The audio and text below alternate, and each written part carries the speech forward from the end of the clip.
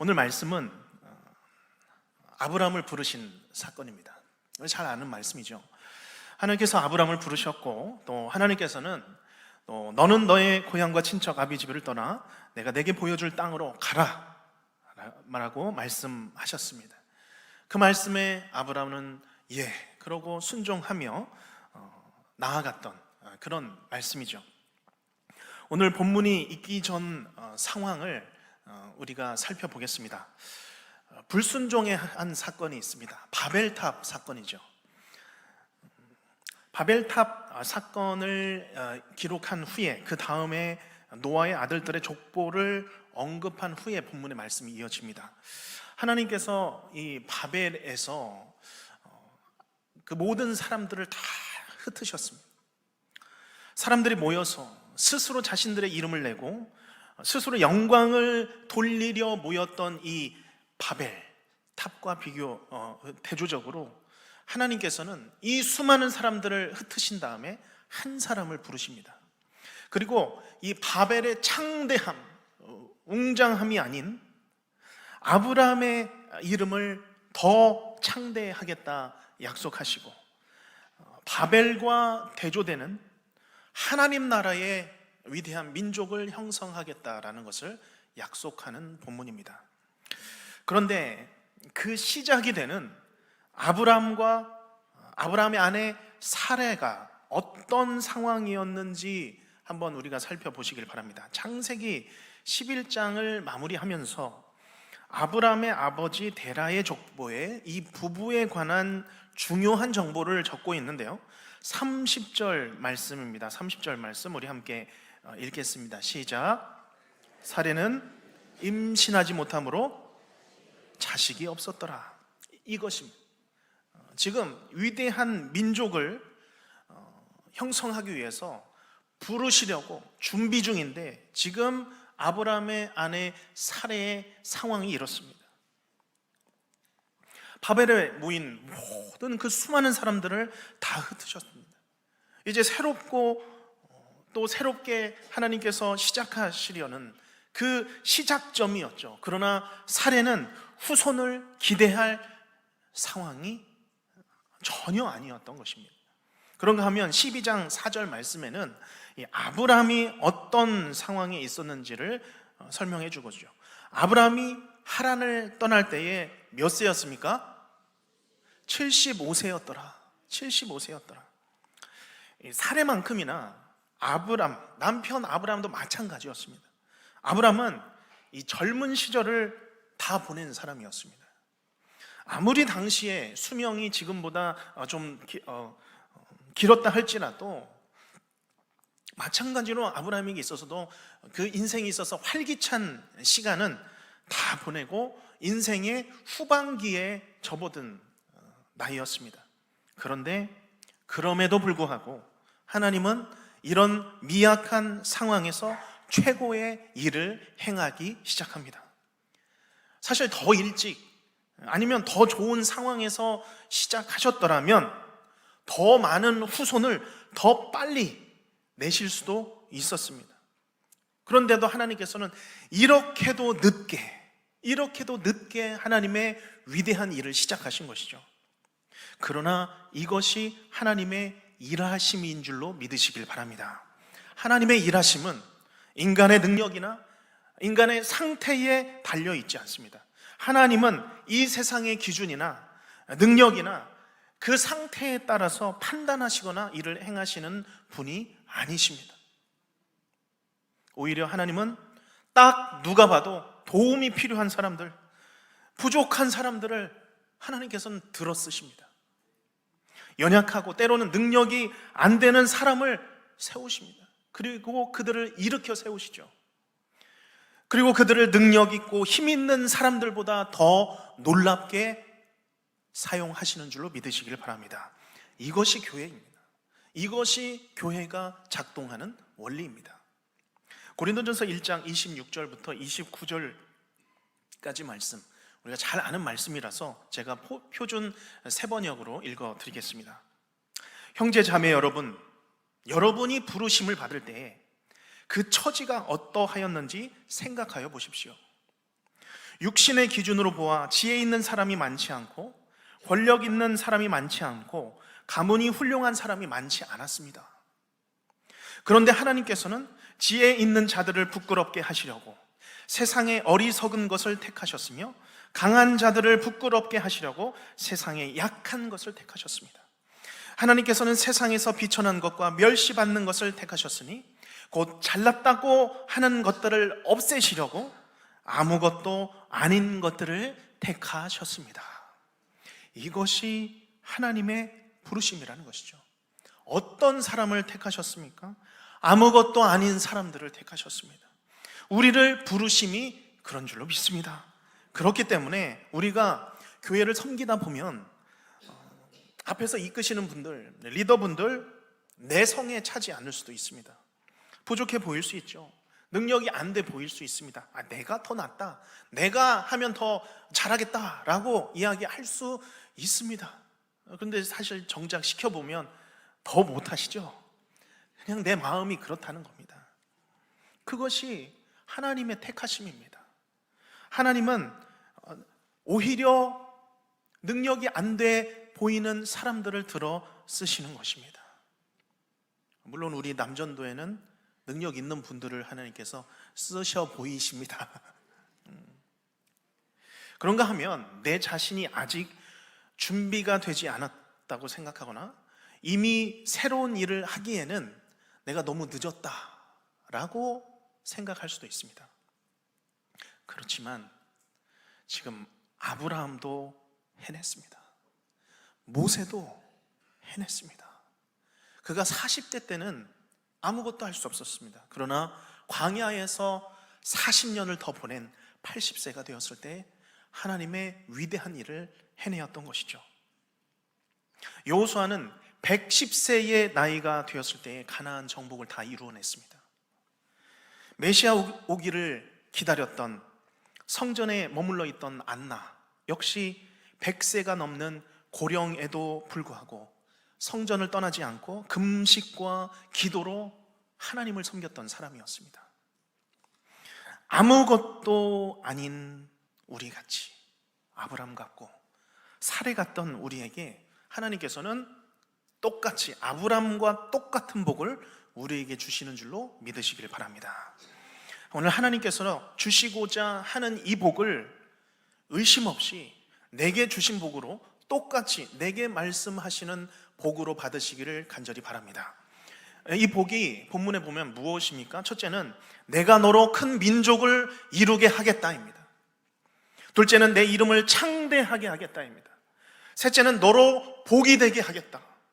3절에서 이 복을 추가로 말씀하고 있습니다. 너를 축복하는 자에게 내가 복을 내리고 너를 저주하는 자에게는 내가 저주하리니 땅의 모든 족속이 너로 말미암아 복을 얻을 것이라. 이 복이 우리 가운데, 우리 특별히 남전도의 모든 회원들 가운데 동일하게 임하시기를 축복합니다. 얼마나 위대한 약속입니까? 이 복이요 약속은 자격 있는 사람이 받은 것이 아닙니다. 아무것도 아닌 사람인데도 받은 것이죠.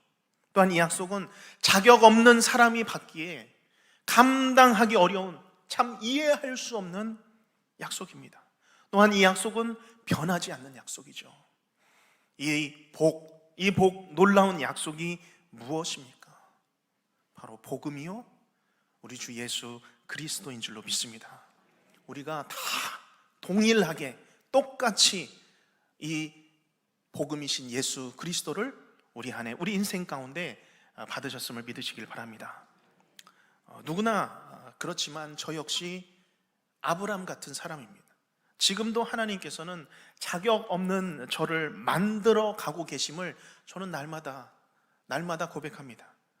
제 나이가 75세가 되지는 않았지만 저보다 지혜 있는 사람들 많고 저보다 자랑할 것 더 많은 사람들이 많음에도 불구하고 하나님께서 저를 들어 쓰심에 저는 너무나도 참 감당할 수 없는 그런 감사로 하나님께 고백하는 것입니다. 그리고 이 복을 내가 받은 복을 또한 나누는 일에 있어서 제 힘이 아니라 주께서 주시는 힘으로 지금 이렇게 귀한 사역 감당하고 있음을 저는 고백할 수밖에 없습니다. 온 교회와 함께 또 가정과 이웃과 함께 이 복을 나눌 수 있도록 하나님께서 제게 은혜를 주신 것이죠. 하나님 나라 증인 되게 하시고 믿음의 선진 되라고 하나님께서 제게 예수 그리스도의 복음을 주신 것입니다. 예전에 제가 어느 교회에 대학부 단기 선교를 갔을 때 정말 빈 교실에서 저 혼자 말씀을 묵상하며 하나님께 약속을 물었을 때 그 즉시로 응답하여 주신 일이 있습니다.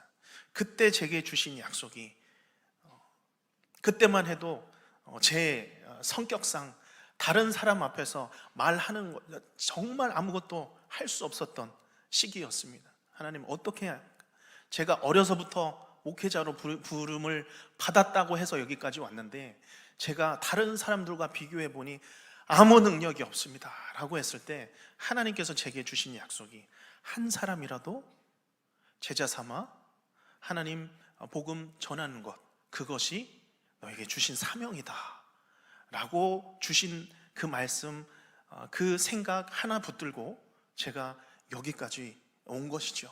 그런데 단 한 사람이 아니라 수많은 분들에게 복음 전하게 하시고 말씀 나누게 해주신 것이 저에게는 너무나도 큰 복이요 또 나누는 복인 것입니다.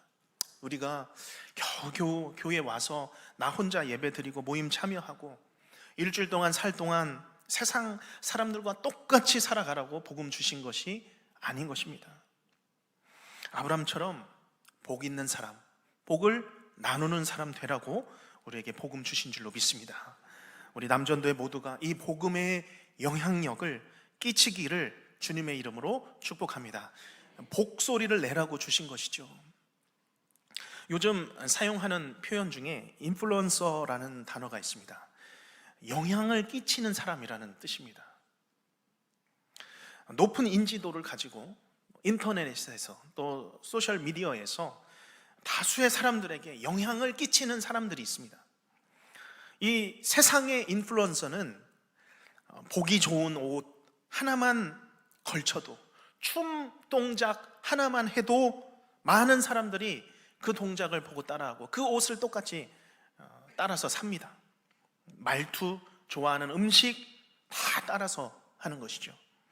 세상에도 이와 같이 남들에게 끼치는 영향력이 있다는 것입니다.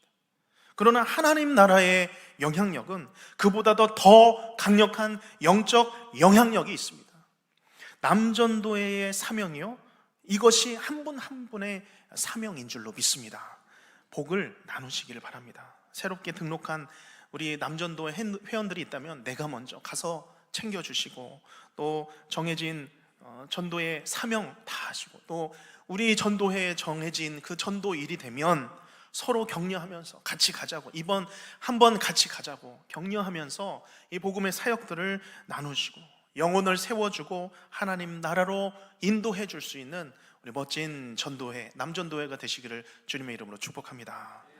자, 그러면 이 아브라함에게 너가 복이 되리라, 이 약속이 주어졌을 때 아브라함의 반응을 보시기 바랍니다. 4절 말씀이죠. 같이 4절 말씀 읽겠습니다.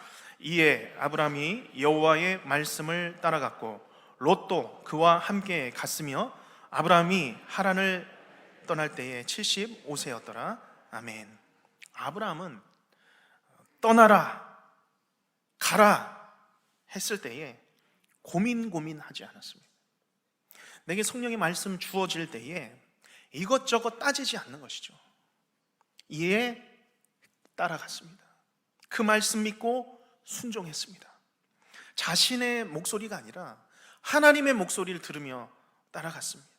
내 내면의 목소리가 아니라, 내 삶의 목소리가 아니라 하나님이 내게 주신 그 목소리를 따라 살아간 삶이 바로 아브라함의 삶의 자세였습니다. 앞뒤 재지 않고 말씀, 내게 주신 말씀 따라가는 것이죠. 주께서 말씀하시면 내가 그 부름에 순종하겠습니다 라는 믿음입니다. 그렇기 때문에 신앙은 복잡한 것이 아닙니다. 단순합니다. 하나님의 뜻이 분명하다면 하나님의 뜻에 따라가는 것입니다. 요즘에 경청이라는 것이 참 어떤 사회의 가치로 삼아지고 있습니다. 소통을 위해서, 대화를 위해서는 말하기보다 먼저 듣는 경청이라는 가치를 소통에서 굉장히 중요하게 여깁니다. 그런데 다른 사람들의 말을 듣는 이 경청을 말하기도 하지만, 또 요즘에 진정한 경청에 대해서 이야기합니다. 진정한 경청은 내 내면의 소리를 듣는 것이 진정한 경청이다라고 말합니다. 내 마음의 소리에 귀를 기울이라는 것이죠. 왜냐하면 이 현대 사회는 너무 바쁜 그런 시대이기 때문에 사람들이 아무 생각 없이, 고려 없이 다른 사람이 하는 것을 그대로 따라하려는 경향이 있기 때문에 사람은 내 내면의 소리를 들어야 된다, 경청해야 된다라고 이야기하는 것이죠. 뭐 중요한 이야기이기는 하지만 성경적이지는 않습니다. 솔직히 창조 이래에 인간은 누구나 내 자신의 소리를 들으며 살아왔습니다. 내 마음에서 나는 내 소리, 그 소리에 대해서 귀를 막은 적이 한 번도 없습니다. 내 마음에서 들리는 그 본성의 소리를 들으며 경청하며 살아왔습니다. 아담도 하와도 결국 이 사단의 소리가 그 마음을 움직였고, 그 마음이 시키는 대로 보고 만지고 그것을 먹었던 것이죠. 그렇기에 우리가 들어야 할 목소리는 내 내면의 목소리가 절대 아닙니다. 내 내면에는 죄와 죽음과 저주의 소리만이 있습니다. 우리가 들어야 할 분명한 소리는 여호와의 말씀인 줄로 믿습니다. 오늘 아브라함이 이 하나님의 부르심에 가라 했을 때 순종했던 것 같이 우리 모든 남전도의 모든 분들께 도전합니다. 이전보다 더 하나님 말씀에 더 듣고 더 기울이시는 우리 남전도 회원들이 되시기를 주님의 이름으로 축복합니다. 이제 오늘부터 시작된 성경대학이 있죠. 목요일에도 성경대학이 있습니다. 전도 폭발도 있습니다. 3단계도 있습니다. 물론 지금 리더로서 또 3단계를 또 이수하신 분들, 성경대학도 꾸준히 참여하시는 분들이 있죠. 그러나 우리가 이 교회가 가르치는 교육과 훈련 더 적극적으로 참여하셔야 합니다. 더 나아가 교회의 리더가 되어 주시기를 바랍니다. 성경 리더가, 성경 교사가 되어 주시기를 바랍니다. 구역의 리더로도 더 헌신해 주시기를 바랍니다. 거듭난 모든 성도는 하나님의 말씀을 사모하게 되어 있습니다. 듣고 싶어 하는 것이죠. 더 보고 싶고 더 묵상하고 싶어 하는 것입니다. 이것이 새로운 피조물로 거듭난 성도의 바람직한 신앙의 방향성입니다. 그래서 내가 감당할 수 없습니다. 제가 이전에는 했을 텐데 지금은 못하겠습니다. 그런 것이 아니라 아브라함처럼, 모세처럼, 안나처럼 내게 주신 그 자리에서 이 자리가 하나님이 나에게 부르신 자리다 순종하며 말씀을 배우고 가르치실 수 있는 우리 남전도 회원들이 되시길 바랍니다. 최근에 제가 알고 있는 어떤 한 분 목사님의 이야기를 들었습니다. 이분의 이야기의 골자는 지금 현재 이 담임 목회 사역이 완성이 아니라는 것입니다. 한평생의 인생 중에 한 단계일 뿐이라는 것입니다. 인생을 네 단계로 나누면서 지금은 두 번째 단계를 지나고 있다라고 말씀했습니다. 그리고 이 세 번째 단계는 가장 활발하며 가장 열매를 맺을 수 있는 단계인데, 이 시기를 60세 이후로 보시는 겁니다. 그래서 목회도 목회지만 이제 다음 단계를 준비하고 있다라고 말씀했습니다. 그래서 아직 하나님이 주신 그 사명이 다 완료되지 않았다라는 것이죠. 아직도 새롭게 시작할 사명이 이전보다도 더 남아있다라는 겁니다. 그리고 이 세 번째 단계 사역에 있을 때는 더 자유롭고 더 활발하게, 어떤 하나의 목회 현장에 머물지 않고 더 활발하게 은퇴 이후에도 할 수 있기를 바라며 준비하고 계신다는 겁니다. 저로서는 굉장히 생각을 벗어나는 그런 말씀이었습니다. 사명 그리고 이 사역의 한계가 우리에게 사회적으로 지어진 이 나이에 정해져 있지 않다라는 거죠. 하나님이 정하십니다. 하나님 나라의 일은 하나님께서 정하신다는 것이죠. 그 시기도 또한 감당할 힘도 하나님께서 조정해 주시고 또한 감당할 만한 힘을 주십니다. 사역의 한계, 사역의 그 기한, 내가 할 수 있는 모든 일들 하나님께 맡기시고 하나님께 그 부르심을 받는 모든 남전도 회원들이 되시기를 바랍니다. 내 내면의 목소리가 아니라, 내 육체에서 나오는 목소리가 아니라 위로부터 들려주시는 그 하나님의 부르심의 목소리에 귀를 기울이시는 우리 모두가 되시길 바랍니다. 이제 그 부름에 순종한 아브라함, 가나안 땅에 도착했죠. 그리고 그 기나긴 여정을 다 끝내고 그때 아브라함의 한 일을 우리가 보시길 바랍니다. 7절 마지막 절을 보면 여호와께서 그가 그곳에서, 그 다음 무엇이죠? 무엇을 쌓았습니까? 제단을 쌓고, 도착한 그 땅에서 하나님께 제단으로 감사를 올려드리고 있는 것이죠. 8절 중반에 그가 그곳에서 여호와께 무엇을 쌓고요? 제단을 쌓고 누구의 이름을? 여호와의 이름을 부르더니. 아멘. 아브라함은 그에게 주어진 약속에 따라서 도착했습니다. 떠나갔고 순종했습니다. 이것이 신앙이죠. 이것이 믿음입니다. 새로운 곳에 정착하기 위해서 이제 그가 시작한 것이 무엇입니까? 바로 예배입니다. 이 아브라함은 예배의 터를 먼저 잡았습니다. 내 인생의 둥지가 될 곳이죠. 내가 머물러 살아야 할 예배 처소를 찾는 것입니다. 자, 그런데 아브라함이 도착한 그 땅에서 제단을 쌓습니다. 제단을 쌓았다는 것이, 그 도착한 땅에서 제단을 쌓은 것이 무슨 의미입니까? 어떤 의미가 있겠습니까?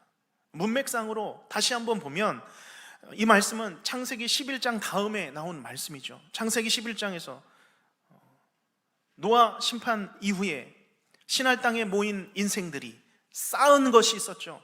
바벨탑이었습니다. 죄인들은 높은 탑을 쌓고 하늘에 닿게 하자, 바벨탑을 쌓음으로 인류가 하나가 되어서 우리 스스로를 구원해보자, 우리 스스로를 구원하고자 하는 그 의지를 다져서 바벨탑을 쌓았습니다. 그러나 아브라함은 달랐습니다.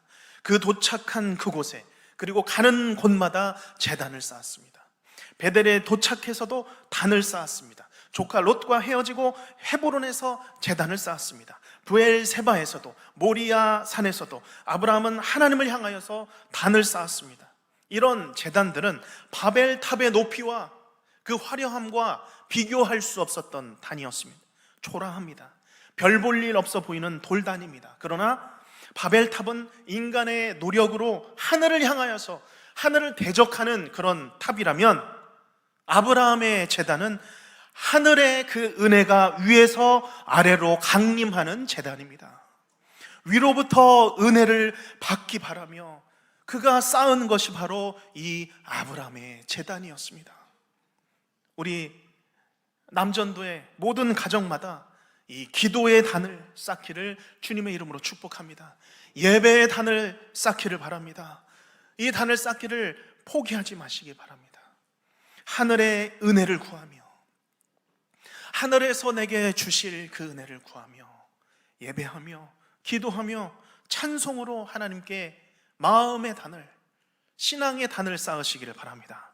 우리 남전도회가 하늘의 은혜를 받기를 소망하며 전도회별로 또한 서로를 기도해주며 격려해주는 이런 남전도회가 되시기를 바랍니다. 이를 위해서는 사실 우리 남전도회가 더 잘 모여야 합니다. 더 잘 모여야 하죠. 남전도회 모임을 더 소중하게 여기시기 바랍니다. 사실 여기 나오신 분은 다 소중하게 여기신 분들이 나오신 거죠. 네, 혹시 방송으로 이 헌신 예배를 드리시고 계시는 남전도 회원분들, 그리고 여기 계신 분들의 남편분들에게 이 남전도의 모임을 추천해 주시고, 또 이 만남을 더 만남을 통해서 이곳에서 서로 예배와 기도의 단을 쌓는 것이죠.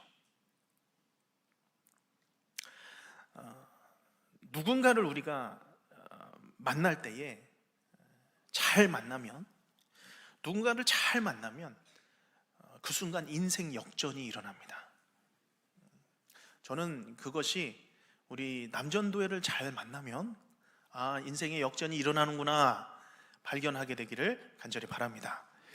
제가 들어보니까